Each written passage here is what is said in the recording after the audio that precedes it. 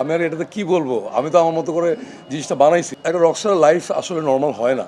Maximum রকস্টারদের লাইফে অনেক ধরনের অনেক বাজে লেভেলের ট্রমা থাকে। সিনেমার মধ্যে এমন কি রয়েছে যে 15 মিনিট পরে একটি ফ্যামিলি বের হয়ে গেল? এটা তো দেখতে হবে আসলে, দেখে বলতে হবে। ওকে, এখন এটা তো আসলে যাদের ভালো লাগা, এখন আমি আর এটাতে কি বলবো, আমি তো আমার মতো করে জিনিসটা বানাইছি। অ্যান্ড ওভারঅল জিনিসটাই তো it's a story of a Rockstar. So একটা রকস্টার লাইফ আসলে নর্মাল হয় না, এবং যেরকম হয় ফ্যামিলি ট্রমা বা যেসব জিনিসপত্র থাকে ওগুলি নিয়ে আসলে করা লাগে, রাইট? সো ওরকমভাবেই বানাইছি। এখন দেখে বুঝতে হবে আপনাদেরও, এটা একটা জীবনের গল্প।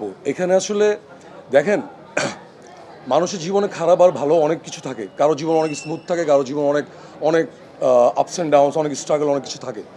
সো ইনফ্যাক্ট বেশিরভাগ রকস্টারদের লাইফেই আমরা যেহেতু অনেক রিয়েল লাইফ রকস্টারদের লাইফ থেকে আসলে অনুপ্রেরণা বা ইন্সপিরেশন নিয়ে ছবিটা বানাইছি, ম্যাক্সিমাম রকস্টারদের লাইফেই অনেক ধরনের অনেক বাজে লেভেলের ট্রমা থাকে।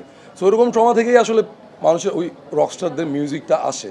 সো এইটা একটা জীবনের গল্প, একটা জীবনের মধ্যে। এখন আমরা যদি সবসময় শুধু ভালো এক্সপেক্ট করি যে আচ্ছা সিনেমাটার মধ্যে শুধু ফ্যামিলির ভালো সাইডগুলি থাকবে, তাহলে তো আসলে হবে না। এই গল্পটা ওইরকম না, এই গল্পটাও ফ্যামিলিরই গল্প, জীবনেরই গল্প। বাট আমাদের এখানে আসলে কিছু পজিটিভ জিনিস আছে, বাট আমরা যেটা ডার্ক ট্রুথ ওটা দেখানোর ট্রাই করছি। সো এটার জন্য হয়তো কারো ভালো নাও লাগতে পারে, বাট আমরা ওইটাই বলছি জীবনের।